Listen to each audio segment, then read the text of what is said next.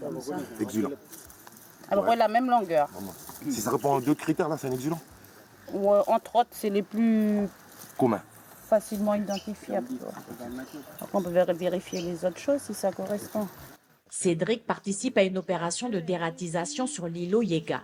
Après une première nuit de chasse, 2 spécimens sont piégés. Au petit matin, les rats sont mesurés, pesés, puis un prélèvement est fait pour l'IRD. C'est pour une étude pour savoir si c'est des rats qui viennent d'arriver ou des rats qui ont survécu au premier épandage. C'est aux côtés des gardes nature que l'association Caporao mène cette action. La mission dure 3 jours et 3 nuits. Chaque soir, les 60 pièges déposés sur l'île sont actionnés de façon méthodique. Sur l'îlot autour, il y a 20 lignes. Et sur une ligne, il y a 13 points. Après, sur chaque point, voilà, il y a 2 pièges. Ça a été réparti un peu voilà, tout le long de l'îlot comme ça.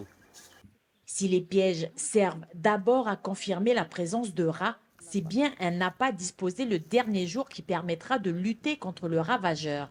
Le rat étant une espèce envahissante et elle dégrade la végétation et notamment sur cet îlot, il y a la nidification des puffins aussi.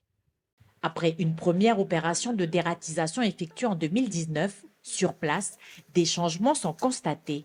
On voit que ce suivol, hein, ça a un impact sur la population de rats sur l'îlot, parce qu'on en voit de moins en moins.